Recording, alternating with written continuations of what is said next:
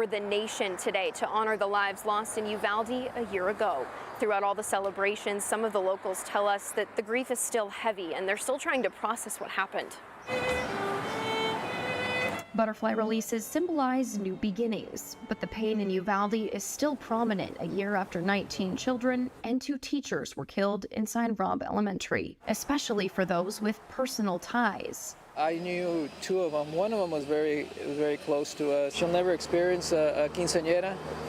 She'll never experience graduating from high school. Ronald Garza grew up in Uvalde. He says it was difficult hearing bell after bell after bell honoring the 21 victims. Lives were shattered. Monica Hamer and her team of therapists and counselors have been working with community members here for the last year. They still need help, and they need all kinds of help. The lives of the 21 victims were honored across Texas today. Governor Greg Abbott ordering all Texas flags at half-staff.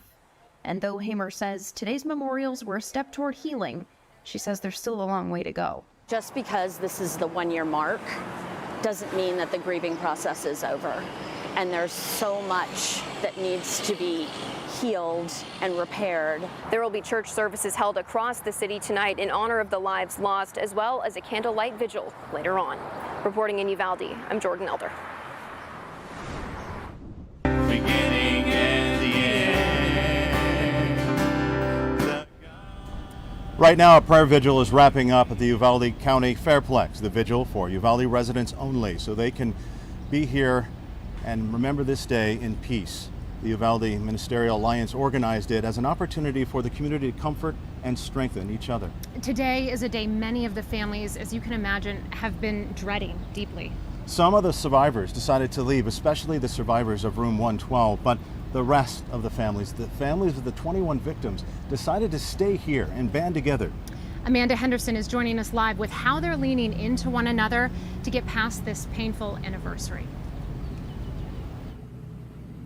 Simone, they're really just coming together as an extended family, as we heard them say so many times. Tonight, we had the incredible honor of being invited to a private dinner. They wanted some of us to be there who have been there with them from day one, and they actually gave us wristbands with their children's names on it, some even of the survivors from classroom 112. And this has just been such an extended family for them. They have really been leaning on each other in this emotional, tragic, difficult day, but it was good to see some smiles from some of the families inside when they saw some of their family walk in and be there to support them. And you know, we have been so honored to get to tell these stories, and to know them is to love them, and to love them is to learn about their loved ones. And the 21+1 Angels were honored tonight inside of the Civic Center. In that dinner, they actually had a beautiful picture with all of the 21 victims who were dressed in robes. They looked like angels, because that's what they are to this community and to their families. They are the angels that watch over them every single day. And we're going to have much more here in a half hour from those families. Reporting in Uvalde, I'm Amanda Henderson. Since this tragedy happened, we've been committed to holding leaders accountable at every level. Still, there are some few loose ends remaining on this investigation and how law enforcement responded that day. From the Texas Department of Public Safety to the school police department, all the way to the city of Uvalde police, most judgments have been rendered, punishments handed out. As Robert Price explained, some people are still pushing back, still fighting those decisions.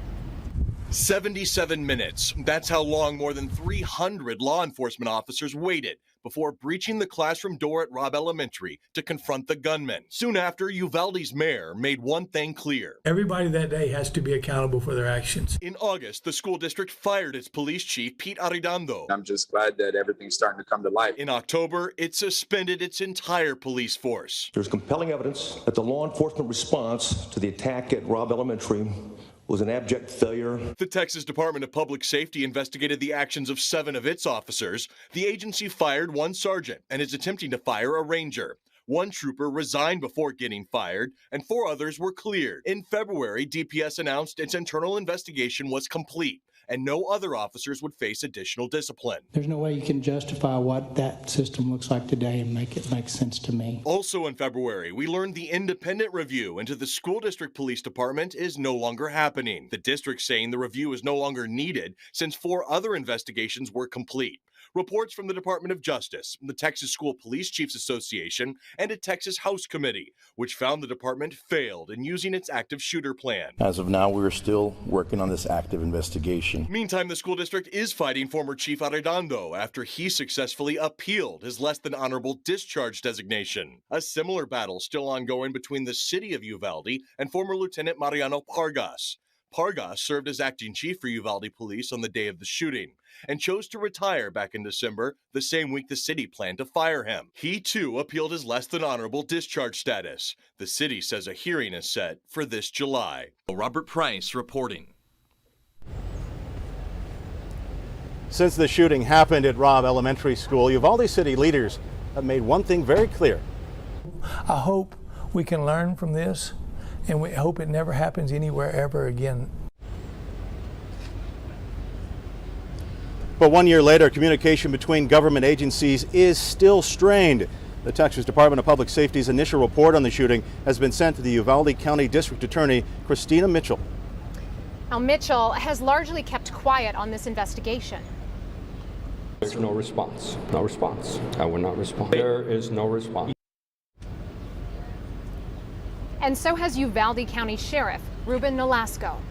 Because there's an investigation that's going on. The city of Uvalde is currently in a legal battle with Busby's office. They want to see documents from the investigation to make decisions about their own police department. The DA asked a court to dismiss the lawsuit. Uvalde Mayor Don McLaughlin says he knows Busby has a job to do. But at the same token, she represents this community and these citizens, and they deserve the right to know what's going on. We all do. Now, on this 1 year anniversary of what happened at Robb Elementary, Uvalde Mayor Don McLaughlin joined us for an exclusive interview. Here's what he had to say about what happened that day and how the community can finally begin to heal. And when you look back at part of your journey, part of your path as a leader in this city, when you think of what happened at Uvalde, I mean, is there something that keeps you up at night or something that you would share with our audience? We missed something somewhere. As a city, as a school district, as a community, that this young man fell through the cracks. And, he turned into an animal. I'm sorry, but I can't visualize him any way other than that. But to do what he did to these young kids over there, he had problems, and we missed it, whether in the school district coming up or through the city or anything. But we're only as good as the information we get. And we come to find out afterwards that we hear that this guy was on chat rooms and on social media talking about things like this, but we never knew. We didn't know. So we made a mistake, and that's one of the things that I would like to see, that we start looking for these kids that are pushed out or bullied or whatever, and reach out to them, let them know that people do care about them. Do you think in terms of getting to healing, do you think forgiveness can only come through accountability? Most definitely. Until we get that, these families, they're not going to be able to turn the page in their life until they have some answers of what transpired that day. And they don't have that, and we don't have that. I don't have anything to hide. I've said from day one, we're all big boys here. The mistakes were made that day, and we're going to have to take our lumps. I don't care who you are, whether it's the city, the county, the Border Patrol, the DPS, the Rangers. You had Homeland Security there, you had U.S. Marshals there, you had FBI agents there. We're all going to have to be accountable for our actions that day. And I don't know why we don't lay the cards on the table and just, it's a tragedy that happened that day, and all this secrecy is not going to make it go away. You can really get a feel for when we spoke with the mayor. He was very open about his frustrations with the state of the investigations and such, but he was candid. He said he didn't believe criminal charges should come down because he didn't think there was criminal intent with the officers. So that was a major piece of this. This is his community, and his heart goes out to everyone here. But the problem so many people are frustrated with, he said it, secrecy. Right. He still doesn't get the answers that he deserves and needs, and this community still deserves and needs. So that's the key thing, getting the answers. Absolutely. Our live coverage continues now. This is a live look from our chopper of the Uvalde Park Amphitheater, where the families of the victims have identified this is the place they want to grieve together with their community, with visitors from around the world to gather and pray and light candles in the memory of their loved ones tonight. I feel like it just happened yesterday, and I feel like, nothing's been done. There's no time to wait, A teacher who survived the Robb Elementary mass shooting, pushing for a solution to stop the next one from happening. What he says it will take to fix the largest failure that day. We can prevent so much that's happening in our country and in our state if we put our minds to it. It's unfortunate that this discussion is not happening in the Senate. And the gun reform attempts at the state and national level, the arguments being made to prevent the next mass shooting.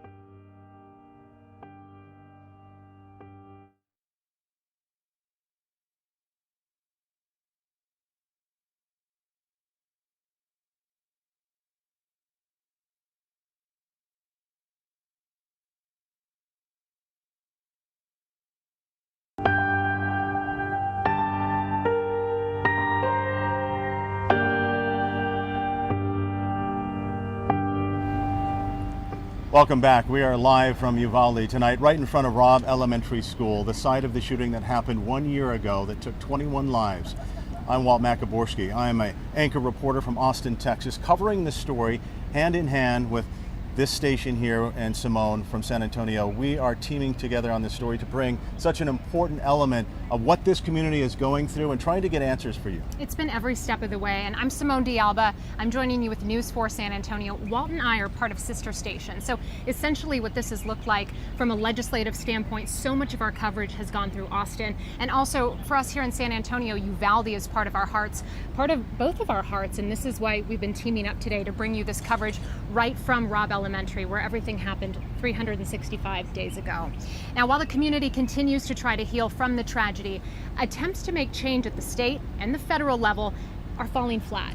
Roland Gutierrez, Senator Gutierrez, Representative Gutierrez, trying to get answers for everyone. Families of the victims have traveled to both Austin and Washington, D.C. In D.C., they asked for a ban on assault rifles. In Austin, they asked lawmakers to raise the age to purchase assault-style weapons from 18 to 21. A Texas House committee passed that bill by a vote of 8-5. But in a gut punch, the measure never got a vote on the House floor. I want a complete ban on assault weapons. I want this weapon off the streets. I don't want anybody to have access to it, and I don't want anybody to have their child taken away. We owe it to the 21 lives that were lost at Rob, and to every soul that was lost prior to what happened in Uvalde, to keep fighting for change. Because what's happening right now, it's not working. Something needs to change. Raise the age, and like I said, those are military, law enforcement guns. I mean, our kids went through that force of a gun. Can you imagine how frightened they were? I could just imagine how frightened they were. It's agonizing to hear some of that sound. And the lone survivor from classroom 111 at Robb Elementary shares their frustration. Listen. I don't know the answer, but I'm hoping that they find a solution for this. Arnulfo Reyes lost 11 of his students in the massacre. He was shot twice, and he almost died. I feel like it just happened yesterday, and I feel like, nothing's been done. There's no time to wait, do what's right. Do what's right. As Reyes continues to recover, he too is fighting for change at our state capitol. And Reyes says the legislature will need to fix the biggest bungle that day, the 77-minute response to stop the gunman. It shouldn't be a Republican thing or a Democrat thing. It should be, they need to come together for the sake of the children. State Senator Roland Gutierrez, who represents Uvalde, has been advocating for gun reform. On Thursday, he made one final effort to raise the age to purchase assault rifles from 18 to 21. Once again, he got nowhere with time running out. Listen to part of his impassioned speech following this denial. I urge you to look at all the videos. I urge you to hear the officers throwing up as they take down that gunman and see the scene a few minutes later. You've never seen so much blood in your life. None of his bills have been taken up by the Senate, which adjourns for the session on Monday. Senator Gutierrez and the family say despite the setbacks, they will not stop fighting for change. You are watching our live special, Uvalde Moving Forward. I think I'm doing the right thing for her in honor of her. But it's not easy at all. What family members of the late victim say they're doing now to keep going when we return.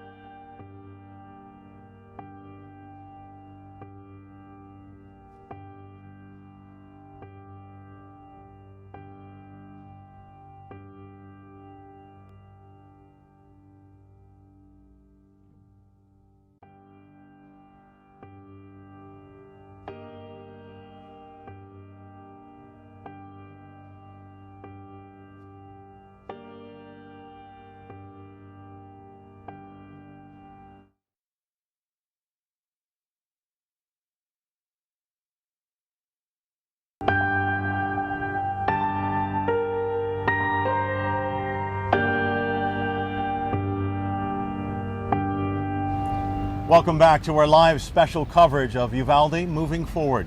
I'm Walt Macaborski from CBS Austin. And I'm Simone D'Alba joining you with News 4 San Antonio.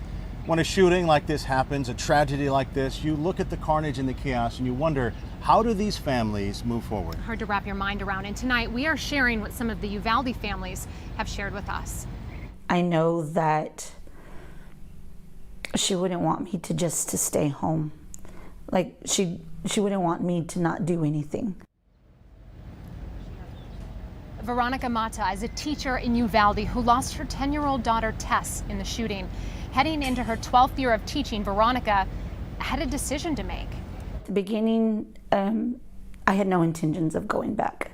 I didn't want to step foot in this school. I think I'm doing the right thing for her, in honor of her, but it's not easy at all. She decided to return to encourage her daughter, Faith, to continue her studies at Texas State University. Now, San Antonio teacher Velma Lisa Duran shares Veronica's sentiment. She lost her sister, Irma Garcia, in the mass shooting, and you may remember Irma was a teacher, died trying to protect her students. This is the American nightmare we're living, and we're allowing it to happen. When it comes to gun violence, it's not red or blue, it's lives.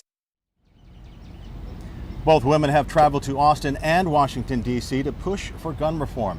Eva Morales was the other teacher killed in the shooting, along with Irma Garcia. As Matt Roy reports, Ava died doing what she loved while trying to protect those she loved. This is how her family is keeping her memory alive. I come out here pretty often. I have my mom as a guardian angel. Anything that has changed in my life or anything that I want to tell my mom about, I'll just come and I'll write in my journal and tell her. It's been 1 year since Adeline Ruiz lost her mother, Eva Morales.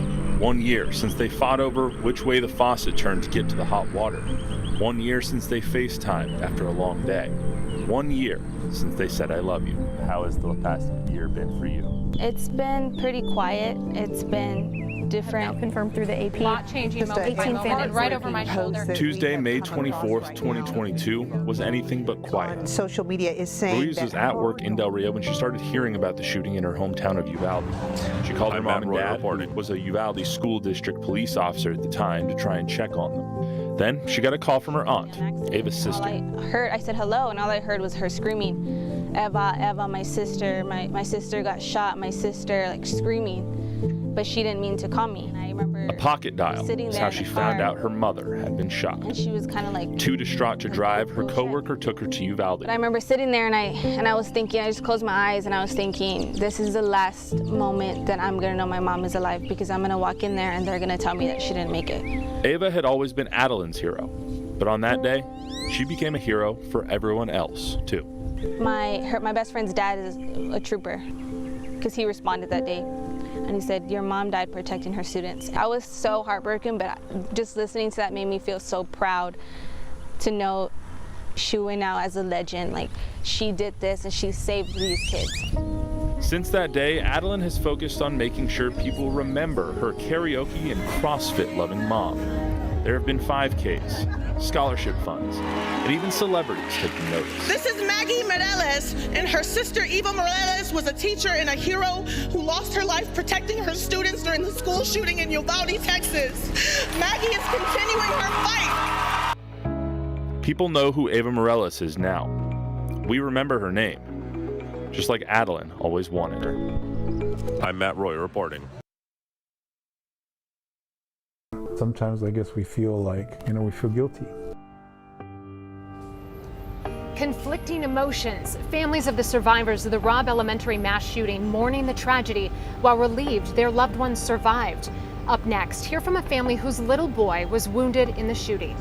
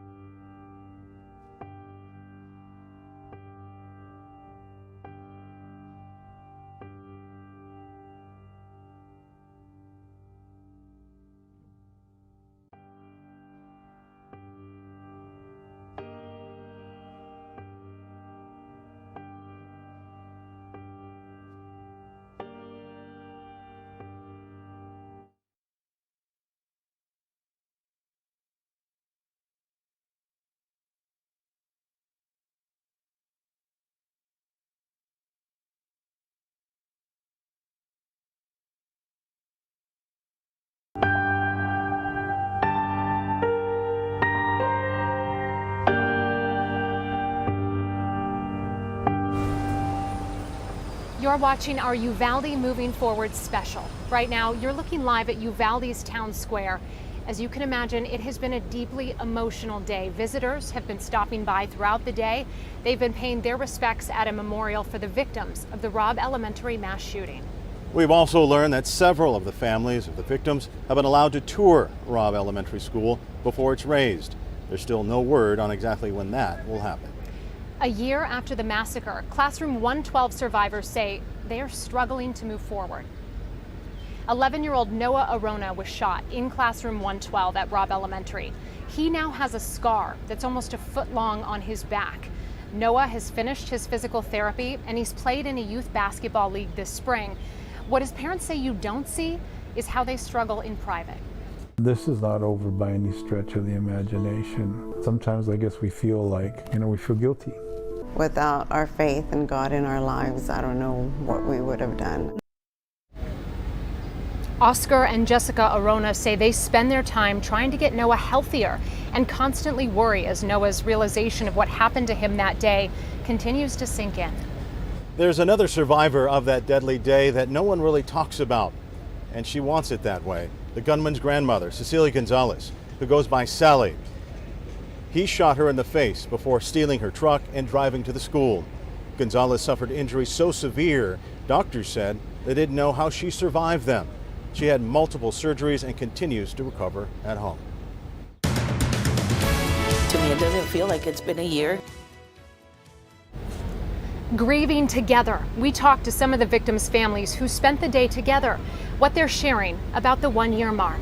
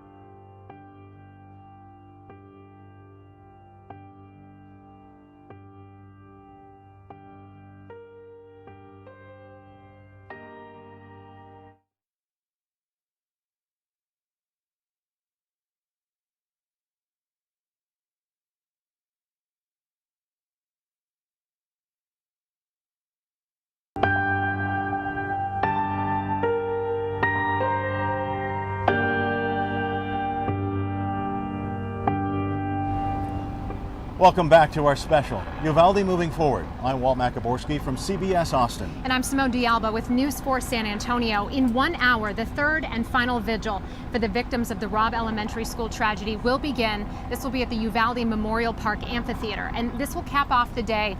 The community has been remembering the 19 children and the 2 teachers lost. So much emotion here today. At 11:32 this morning, butterflies were released at St. Philip's Episcopal Church.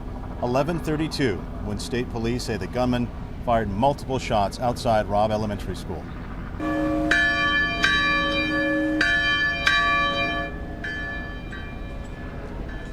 At 12:49 this afternoon, church bells tolled, marking the time when officers finally breached the classroom, ending the rampage. Many in the community spending the day visiting murals of the 21 victims in the city's downtown. Mourners leaving flowers and prayer notes for the innocent lives lost. Our chopper is live over Uvalde, where city and county leaders today asked for privacy for the community to remember the victims.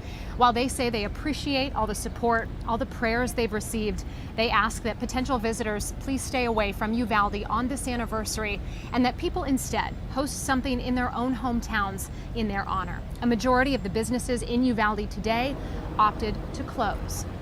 And as we said earlier, tonight's memorial events will culminate at the Uvalde Memorial Park Amphitheater with a prayer vigil. Amanda Henderson is there live for us now. She joins us with a message from the victims' families. Yeah, Walt, their message is they want anyone who would like to join them tonight to come tonight at 7:30. So that'll be in about an hour. They've invited people through Lives Robbed, a group they formed from all over the world, to join them tonight. And if they can't, to light a candle in their own hometown. I've had the honor and privilege of getting to speak with and know these families personally over the past year, and we talked with some of them ahead of today about what this 1-year mark means to them. They were athletes, honor roll students, and artists. They had dreams to be lawyers, veterinarian, and marine biologists. We're so sorry that she's not here. They were also beloved children, mothers, and a father. They were the glue that held this family together. Most of all, they're loved by those who miss them the most. And every morning you made sure to tell me you loved me. She gave me enough love for a lifetime. These are the faces of the 21+1 Uvalde Angels. A year ago, a gunman killed 21 of them at Robb Elementary. 2 days later, Joe Garcia, husband of teacher Irma Garcia, died from cardiac arrest. His family believes from a broken heart. I know we'll learn to live with this grief. We spoke with some of the families of the victims about the 1-year mark. To me, it doesn't feel like it's been a year. These wounds are nowhere near closed.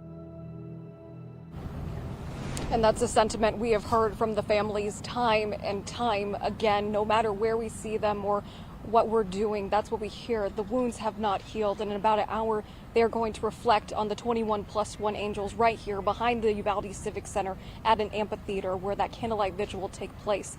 They did invite some of us, myself included, to join them at a dinner as well as a mural walk, and I'm going to head there as soon as we are done here. The mood has been somber, but it has been good to see some of them smiling. As you can imagine, this is an emotional day. Reporting in Uvalde, I'm Amanda Henderson. The tragedy of what happened in Uvalde has taken a huge toll on the community's mental health. What some say they're having to do to get the help they need.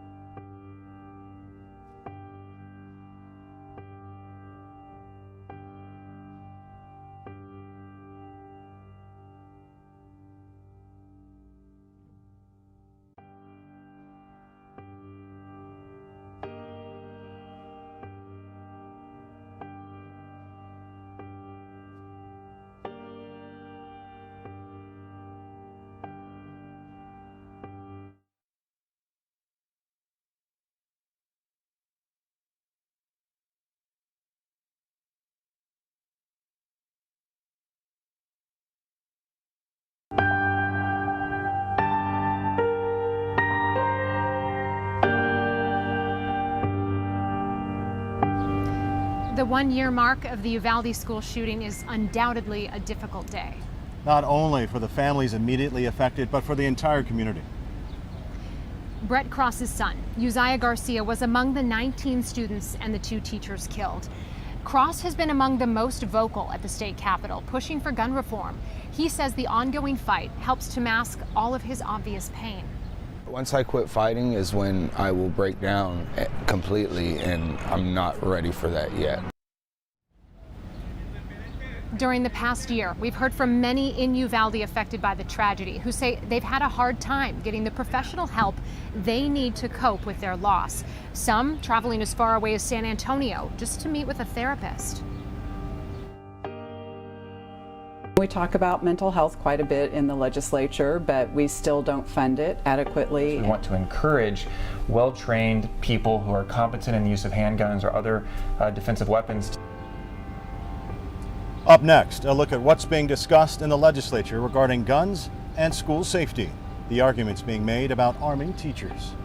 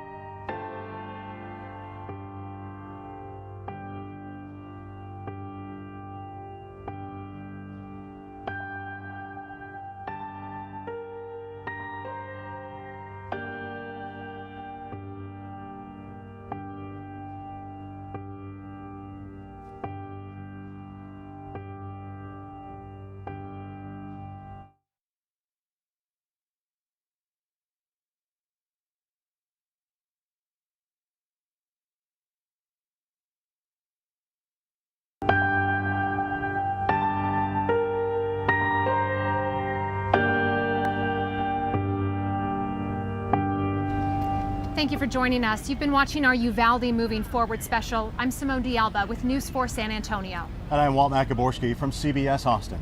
The state legislature has discussed a number of bills, many of them regarding school safety.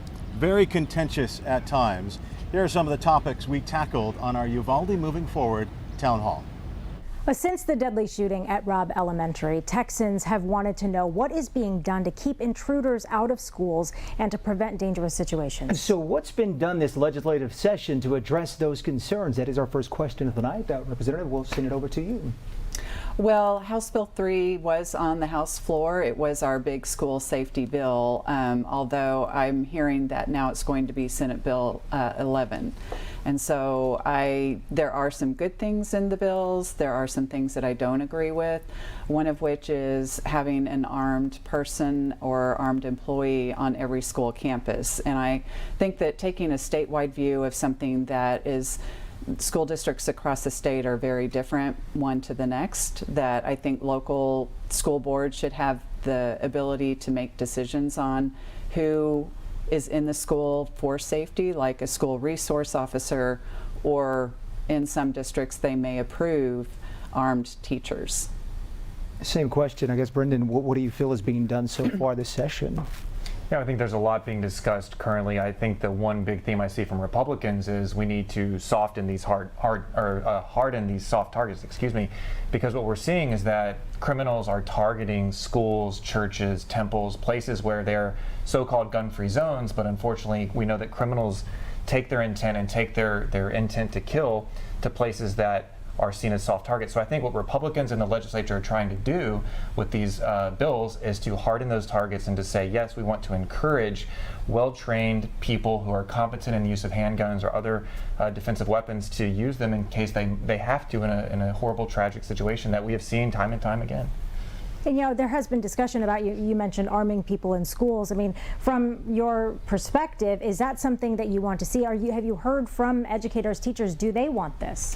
No, absolutely not. At least in my area, in my district, the teachers do not want to be armed. In fact, we see that so many teachers are leaving the profession, and one of the reasons, not the main reason, but one of the reasons is now they are in charge of protecting their children, their students, and I don't think teachers, for the most part, want to be armed and want that role. That's for law enforcement. Now, HB 3, part of it, I believe it did address having panic buttons in schools and items like that. Do you think that that goes far enough? Do you need the armed person in the school? I think you do. I think police response times, as quick as they can be, are often too long to stop these shootings from happening. Often these killers can commit their crimes in a very short amount of time. So I think the only way to mitigate that is to have people who are trained, who are confident in the use of arms in the classroom, principals, superintendents, volunteers, like we have this Guardian program in the state of Texas. That is a locally run initiative. If the school district chooses to have, retired law enforcement in, or veterans who are there to provide that safety and security, they're able to. So I think we should be encouraging that as a last line of defense with all these other security measures that also have to be considered.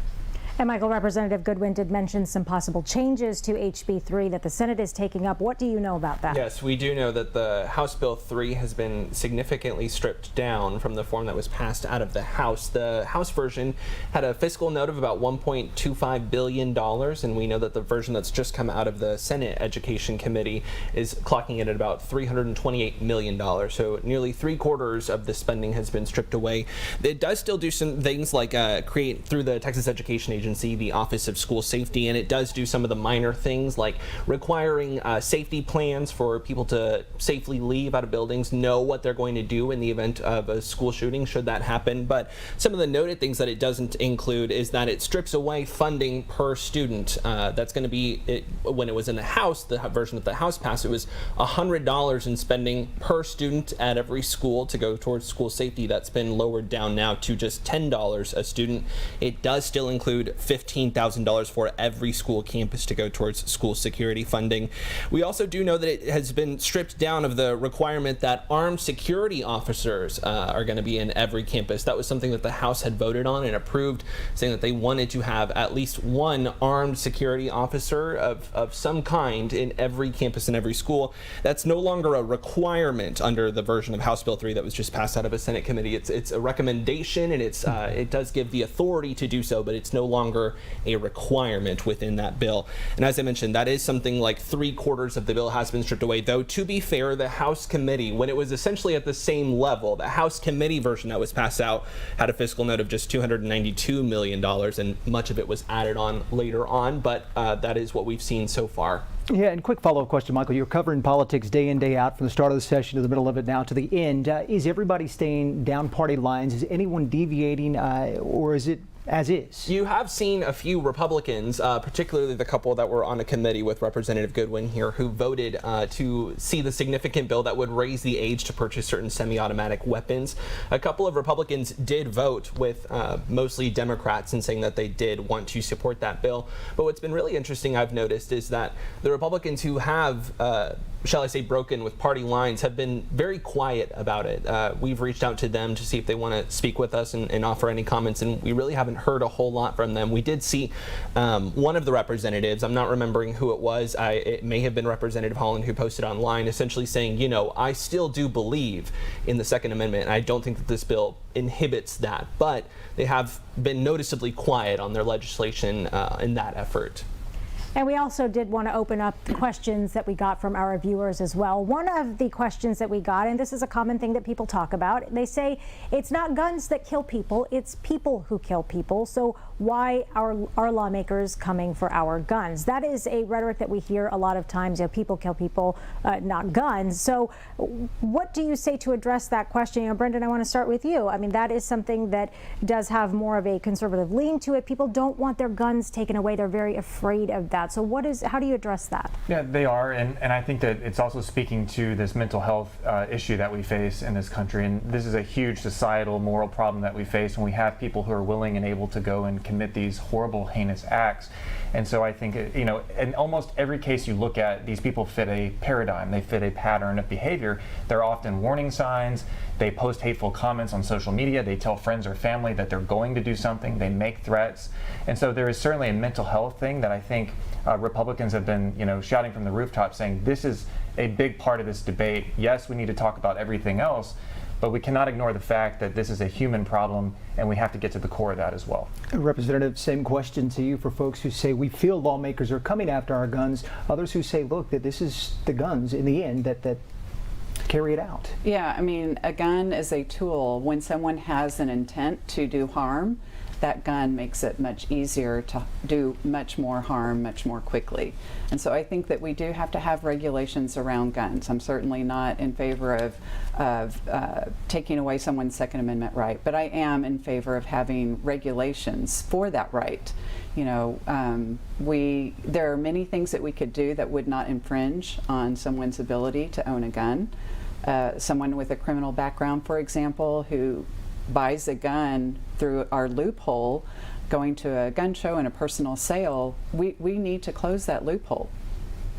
And what have been the conversations so far this session about mental health and resources for that aspect of this? I mean, we talk about mental health quite a bit in the legislature, but we still don't fund it adequately. And we still, I hear stories regularly of people going to see a mental health therapist who are paying for it out of pocket.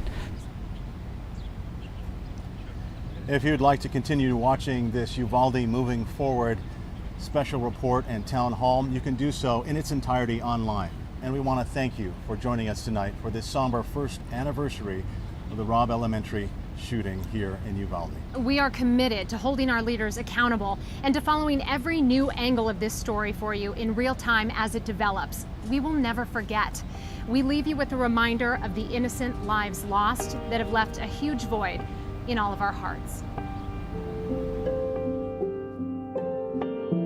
Neve Bravo. Jacqueline Jackie Cazares. McKenna Elrod. Jose Flores Jr. Eliana Eli Garcia. Irma Garcia. Uzziah Garcia. Amory Jo Garza. Xavier Lopez. Jace Luevanos. Tess Mata. Miranda Mathis. Ava Morales. Alithia Ramirez. Annabelle Rodriguez, Maite Rodriguez, Alexandria Lexi Rubio, Layla Salazar, Jalia Silguero, Eliana Cruz Torres, Rogelio Torres,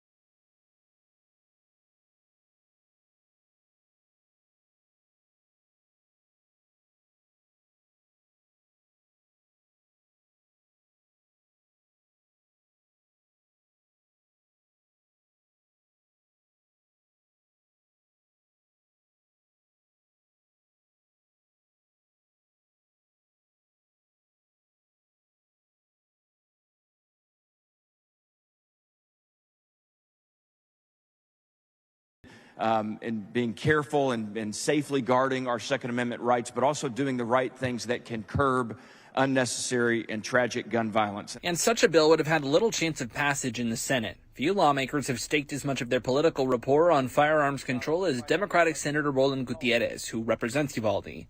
Not one of his bills was taken up by the Senate. I'm angry for that community. I'm angry that nobody listened to them in here. I'm angry that the Republicans pay lip service to this stuff. They truly don't care. They care more about guns than those kids. In the final days of session, both chambers have approved school safety legislation that invests in school security and mental health, rather than firearms control. The question is how those policies will look by the end of Texas's legislative session in just a few days, and how well they can prevent the next tragedy. Since the deadly shooting at Robb Elementary, Texans have wanted to know what is being done to keep intruders out of schools and to prevent dangerous situations. So what's been done this legislative session to address those concerns? That is our first question of the night. Representative, we'll send it over to you. Well, House Bill 3 was on the House floor. It was our big school safety bill, although I'm hearing that now it's going to be Senate Bill 11. And so there are some good things in the bills. There are some things that I don't agree with, one of which is having an armed person or armed employee on every school campus. And I think that taking a statewide view of something that is, school districts across the state are very different one to the next, that I think local school boards should have the ability to make decisions on who is in the school for safety, like a school resource officer, or in some districts they may approve armed teachers. Same question, I guess, Brendan, what do you feel is being done so far this session? Yeah, I think there's a lot being discussed currently. I think the one big theme I see from Republicans is we need to harden these soft targets, because what we're seeing is that criminals are targeting schools, churches, temples, places where they're so-called gun-free zones, but unfortunately we know that criminals take their intent and take their intent to kill to places that are seen as soft targets. So I think what Republicans in the legislature are trying to do with these bills is to harden those targets and to say, yes, we want to encourage well-trained people who are competent in the use of handguns or other defensive weapons to use them in case they have to in a horrible, tragic situation that we have seen time and time again. And, there has been discussion about, you mentioned arming people in schools. I mean, from your perspective, is that something that you want to see? Have you heard from educators, teachers, do they want this? No, absolutely not. At least in my area, in my district, the teachers do not want to be armed. In fact, we see that so many teachers are leaving the profession, and one of the reasons, not the main reason, but one of the reasons is now they are in charge of protecting their children, their students, and I don't think teachers, for the most part, want to be armed and want that role. That's for law enforcement. Now, HB 3, part of it, I believe it did address having panic buttons in schools and items like that. Do you think that goes far enough? Do you need the armed person in the school? I think you do. I think police response times, as quick as they can be, are often too long to stop these shootings from happening. Often these killers can commit their crimes in a very short amount of time. So I think the only way to mitigate that is to have people who are trained, who are confident in the use of arms in the classroom, principals, superintendents, volunteers, like we have this Guardian program in the state of Texas.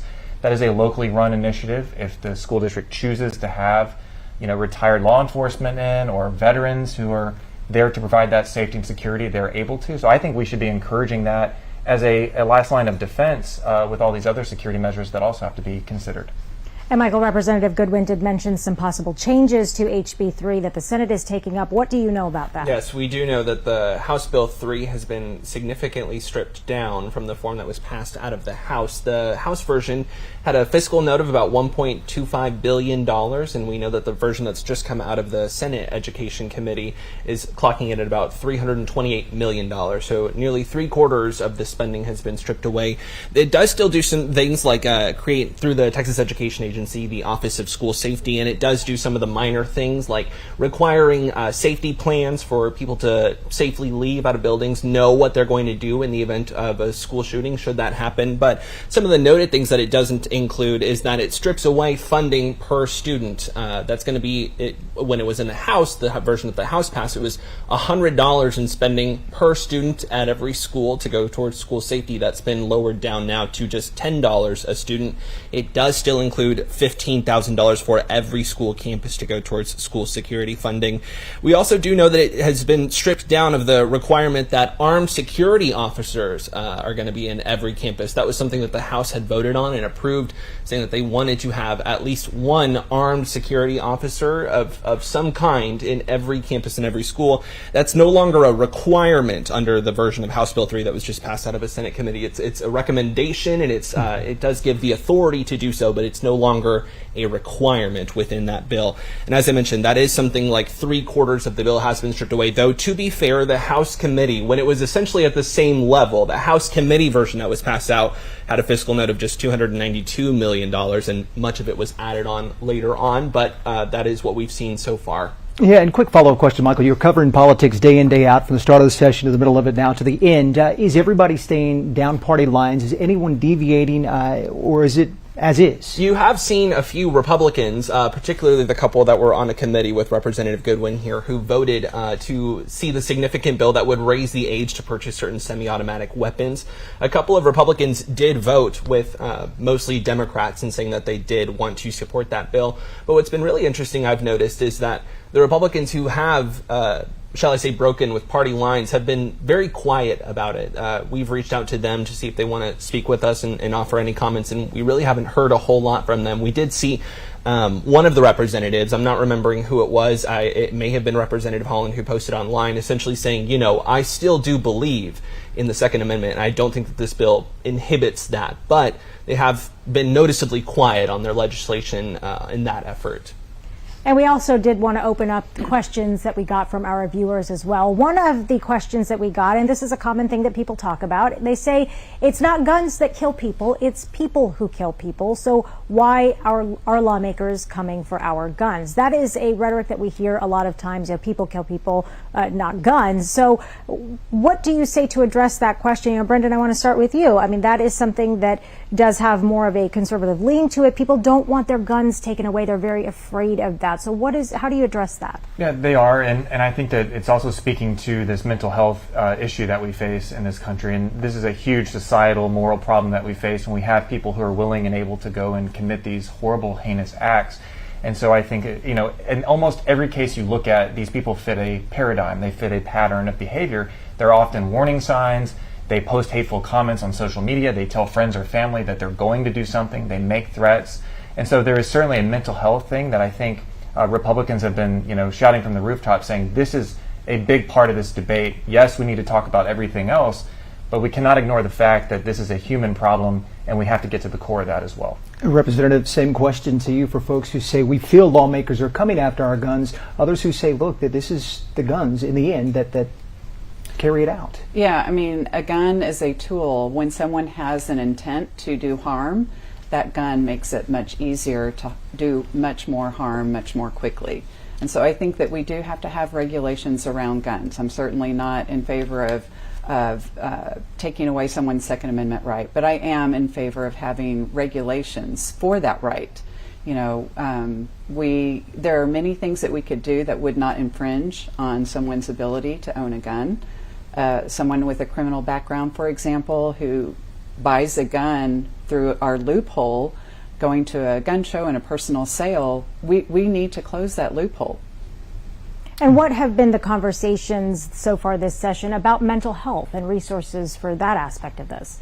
I mean, we talk about mental health quite a bit in the legislature, but we still don't fund it adequately, and we still, I hear stories regularly of people going to see a mental health therapist who are paying for it out of pocket.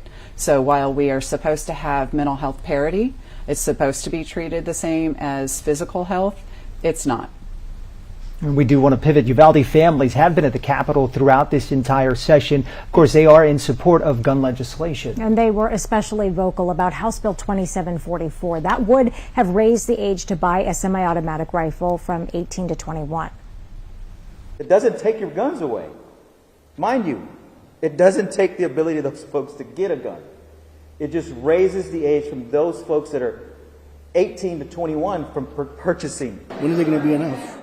Families say their experience proves that this is a matter of life or death. Now, we addressed it just a second ago. Michael mentioned it. We saw HB 2744 make it out of committee on that last possible day. And, Michael, there was a big reaction. As you said, there were a couple of Republicans who did vote alongside Democrats on that. And there was a lot of big emotional reaction. You were there for that. What was that like? Absolutely. And obviously, Representative Goodwin played a key role in that. But what was so interesting about it to me is that there was this big push because the vote came the day, or the first day session met after the mass shooting in Allen that had happened over that weekend. And so there was such a grassroots push by gun control advocates that day. Up to that point, it felt, at least from the reporting side, that bill really didn't have so much of a chance, and it felt like it was going to be dead in committee. There was a key House deadline later that week. And what we saw essentially was the day the House met after the shooting, there was several activists in the floor who said, you know, now is the time, now more than ever was the time to get this bill to have a vote on the committee. That was kind of the key question, was whether or not this committee would even take up the legislation for a vote. Otherwise, it essentially would have been dead. It wouldn't have met that key deadline. And so what was really interesting, I thought, was after we saw Republican Representative Jeff Leach on the floor speak about the Allen shooting, there was then just this question of meeting.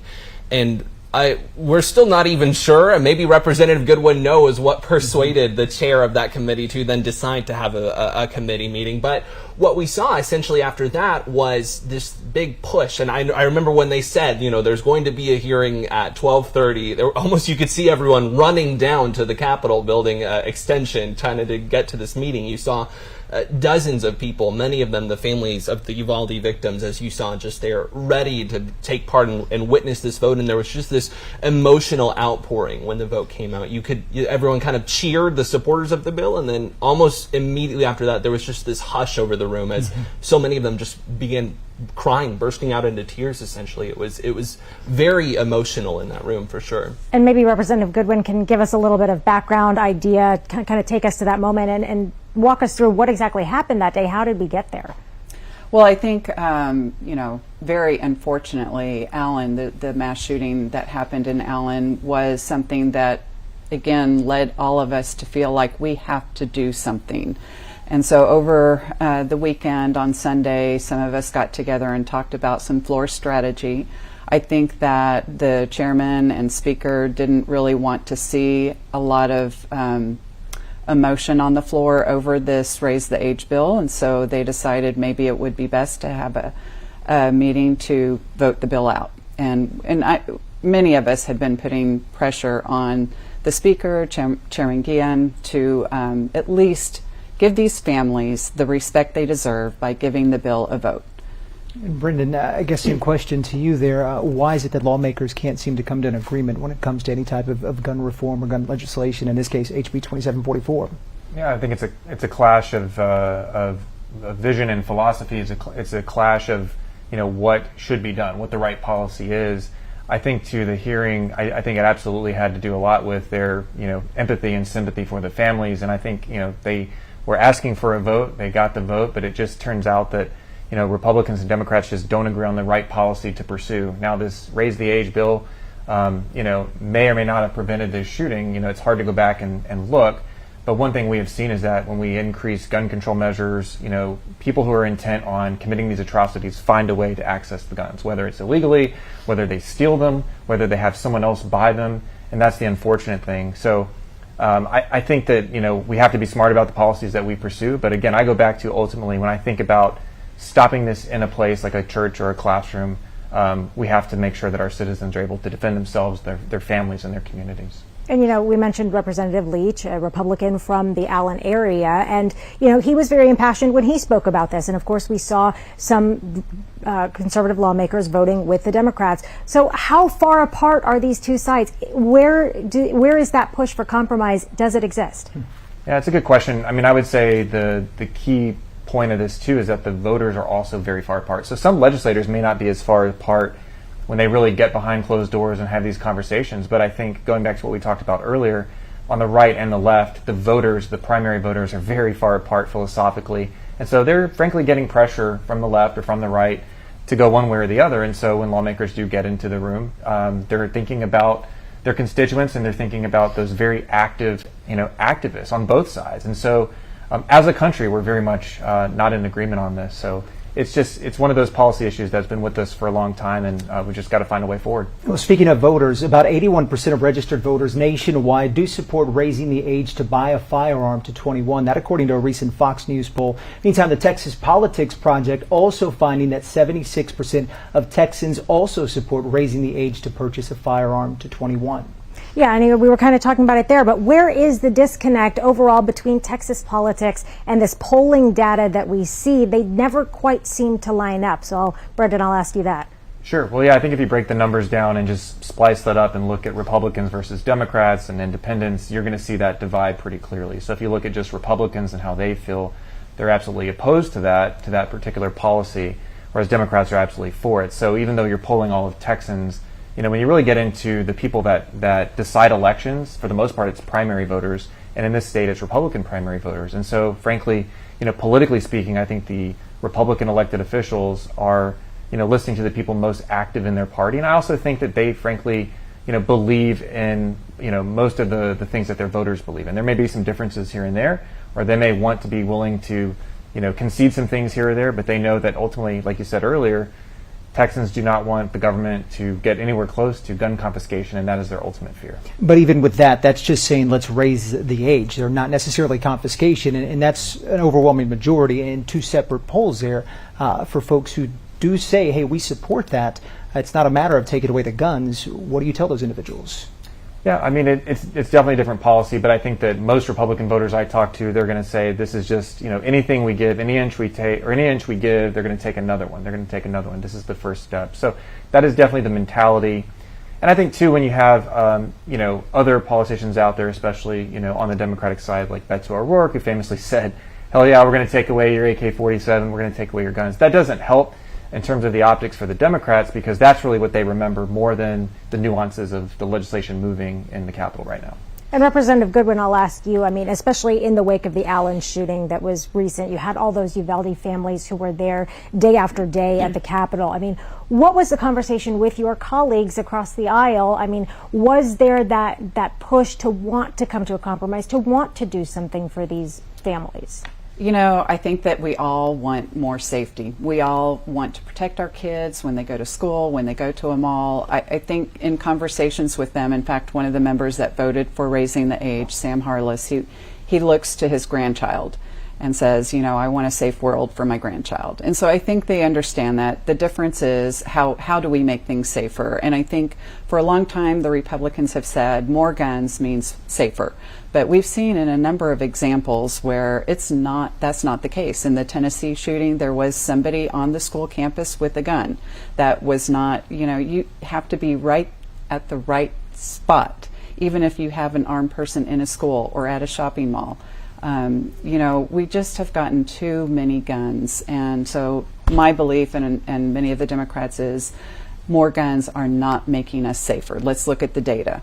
Speaking of that conversation and the Allen shooting, the mass shooting, do we feel as if that shooting helped or hurt the conversation as it pertains to gun reform, gun legislation?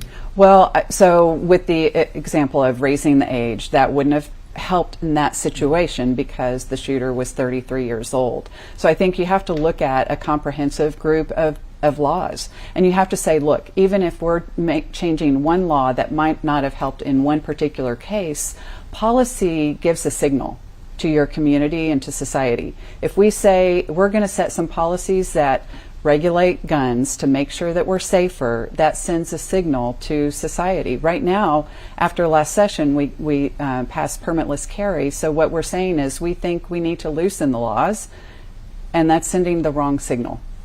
All right, same question. Do you hurt or help in this case and yet another mass shooting here in Texas? Well, it certainly draws more attention to it, and it makes it a debate that more people are talking about and thinking about and debating. So there's a lot of emotion, rightfully so, but there's also a lot of, I think, thoughtfulness with this. The one thing I'll say, kind of going back to that argument about, guns and crime, we spent a lot of time at the state capitol. The state capitol is filled with DPS troopers who are armed to the teeth. There are people that walk in the Capitol every day who are citizens who carry into the Capitol. The Capitol building is probably one of the safest buildings in the city and one of the safest in the state. And so I would argue that, to the representative's point, you can't have one person be everywhere, but that's why we need multiple people in these schools, multiple people in these so-called gun-free zones to be armed and trained and ready to defend themselves and others, because that is ultimately what is going to deter the crime in the first place, and secondarily to put an end to it if it does happen. And talking again about the Allen shooting quickly, we saw a lot of those families that came to the Capitol just this week, and they were talking to representatives. Michael, you were there for some of that as well. I mean, again, we have so many victims' families that are coming here. I mean, what are you seeing the conversation with lawmakers? Are you seeing their attitudes change? Yeah, there have been a lot of folks, especially from the Santa Fe high school shooting, who have been coming as well. That was not so far from recent memory. We saw a lot of those folks also make the same efforts towards gun control legislation. I think that following the Allen shooting, what was really interesting is Uvalde and then Santa Fe, generally speaking, have had more left-leaning representatives. The Allen shooting has pretty conservative Republican lawmakers, namely Representative Jeff Leach, and he gave a very emotional speech. I kind of alluded to it earlier, that I thought was very interesting in what he said and what he didn't say. It doesn't have to be this way. I'm not sure there are any bills in front of us this morning, this session, that could have prevented this. I don't know. And so that kind of, it almost, for gun control advocates, was like 2 steps forward and then 1 step back, because it sounded like some of the strongest words from a Republican saying something needs to be done. But then earlier, just a few days later, he kind of walked back on that and said, I'm very strongly about the Second Amendment. I don't think we should ever infringe on those rights. So I thought that was very poignant. And then he has had a lot of folks come up to him following the Allen shooting and look for answers. And it really is. There's just so many shootings that have happened in Texas to where there are so many victims who have come forward, and so many of their family members who are really getting involved in the legislative process. Yeah, and I'll ask, to ask his own question, is there any legislation? Is there any legislation that would actually make a difference here, that would get people to vote, to agree on some type of change? I'll ask you, Brendan, first. Well, I think some of these school safety measures will get that kind of support and have gotten that support. You talked about the panic button, for example. That's one that has a lot of support and will probably be achieved. I know there's been talk about things like, shields for law enforcement that are necessary. Part of the reason they didn't go in Uvalde was they were worried about being shot themselves, the police. But hundreds of them stood outside while the gunman committed that heinous act. And so shields for law enforcement, more money for school safety, those are the kinds of things that I think can and will end up passing. But I think, again, this is a country that is very divided on this issue, and it's just very difficult to get agreement on this or a lot of other issues. Representative Goodwin, same question. No one-size-fits-all solution here, but what do we think the answer could be or is? Well, I think background checks, even among Republicans, I feel like we should check and make sure someone has the right to purchase a gun to begin with. So that's a pretty simple thing. Right now we have some sales that happen without background checks. We could fix that. And I think there's probably that 80% agreement on that type of a bill. Honestly, more people die by gun through suicide than by homicide and accidents. And so I think a 3-day waiting period would be helpful for that situation, where somebody who is in a crisis, they go and they purchase a gun and they take immediate action. If we had a cooling down period, I think that would be helpful. We used to have that. There is a bill that I worked on with DPS, actually, saying right now people can have a handgun license. With that license, they can go into a gun store and buy a gun without going through a background check. Now, they could have assaulted somebody recently and be on a revoked or suspended handgun license list. Right now, the gun seller does not have to check that list. My bill would have said that they do, and most gun sellers do, but not all, and it's not a law. So that was a real simple one. Actually, that bill got out of committee, but we just couldn't get it to the floor. And it did come up there, but one of the most heartbreaking things from the Uvalde shooting was the response from law enforcement and hearing about how long it took and the frustration with how law enforcement handled that situation. So the question now, has there been any meaningful legislation this session that addresses how to improve emergency response in the future and holding law enforcement accountable? I would like to take that question. Brendan, start with you. Sure. I mean, as someone who is trained in the same system, the incident command system that law enforcement uses, myself, the fact was that Arredondo, the chief of police of the campus police, was the incident commander. He should have known that. He'd gone through the training. They just had active shooter training. He was trained in ICS. He failed to lead. He failed to act. He didn't bring his radio with him, so he had no comms outside of the building. And so people were standing around looking at, well, who's going to take action here? And ultimately, a group of heroes with the Border Patrol finally said, we're going in to neutralize the shooter. But I'll even take it a step back and say, you know, I think the superintendent, the principal, and the school board have some questions that they need to answer, because it's pretty clear that there was lack of basic physical security. They had a door that was propped open that people knew about. They never put into work order to get it fixed. And this shooter apparently either knew about it or found out about it pretty easily, because that was his way in. And so I think a lot of things happen at the local campus, starting with the school itself, that really need to be looked at, because there was a total failure of response. And maybe that would not have saved all of the lives, but I believe it is pretty clear that a lot of lives could have been saved if those security measures would have been better, and if Arredondo, the chief of police of the campus police, would have acted in a much better fashion. And same question, Representative Good. Any meaningful legislation this session at all, in your opinion? So we have had a bill that addresses training for our law enforcement. In fact, today we had a sunset bill for the Texas Commission on Law Enforcement for them to set up some gold standard protocols for law enforcement. So I think that that's certainly something that we are trying to address. All right. The Texas Department of Public Safety has faced heavy criticism for their response to the Uvalde shooting, along with lack of transparency ever since. What, if anything, do you think DPS has learned over the last year? Yeah, we'll start with you on that, Representative Goodman. That's a question that a lot of people have asked. Yeah, you know, Colonel McCraw, who is the head of DPS, has said that it was a failure. You know, and I think that afterwards that he's gone back to his DPS employees to do additional training to make sure that they understand who is in command in a situation like that.